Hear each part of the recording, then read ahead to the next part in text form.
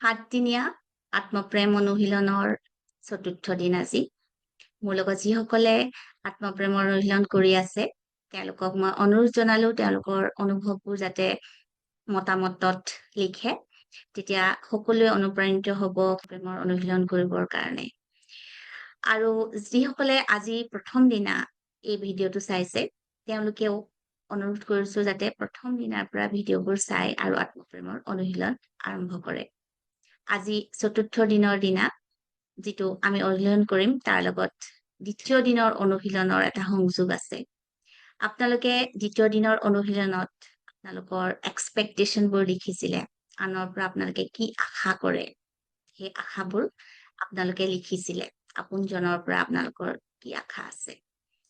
আৰু তৃতীয় দিনৰ দিনা সেই আশাবোৰ আপোনালোকে পঢ়িছিলে প্ৰত্যাশাবোৰ আৰু চাইছিলে যে সেই প্ৰত্যাশাবোৰ যিবোৰ আনৰ পৰা আপোনালোকে আশা কৰে সেইবোৰ আপোনালোকে নিজে নিজক দিয়েনে।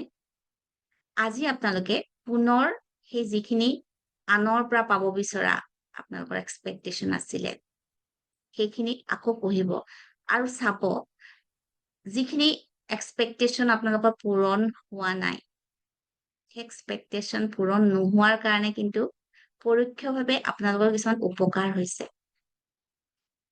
সেই উপকাৰখিনি আপোনালোকে ভাবি চাওক। উদাহৰণস্বৰূপে ধৰক কাৰোবাক হয়তো নিজৰ পিতৃ মাতৃয়ে কৰবাত যাবৰ কাৰণে অনুমতি নিদিলে বা বিশেষ কাম এটা কৰাৰ কাৰণে অনুমতি নিদিলে, কিছু বছৰৰ পিছত বা কিছু মাহৰ পিছত তেওঁলোকে অনুভৱ কৰে যে সেই কামটো মই নকৰি মোৰ বহুত ভাল হ'ল। তেনেধৰণে বহুবোৰ কাম থাকে।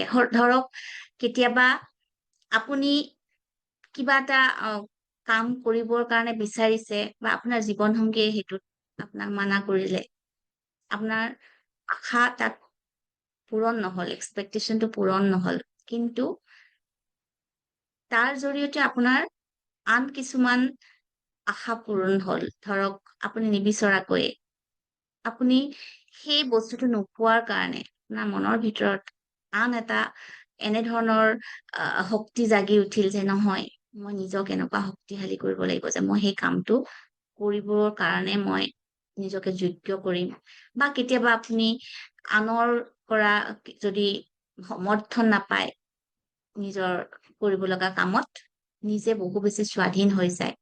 গতিকে সেই সকলোবোৰ এক্সপেক্টেশন আপোনালোকে চাওক আৰু তাৰ পৰা আপোনালোকৰ পূৰণ নোহোৱা এক্সপেক্টেশনৰ পৰা আপোনাৰ কিদৰে উৎকৰ্ষ হল, কিদৰে উন্নতি হল সেয়া বিচাৰি উলিয়াওক আৰু সেই মানুহজনৰ প্ৰতি যিজনে আপোনাৰ এক্সপেক্টেশন পূৰণ নকৰিলে তেওঁৰ প্ৰতি কৃতজ্ঞ অনুভৱ হওক।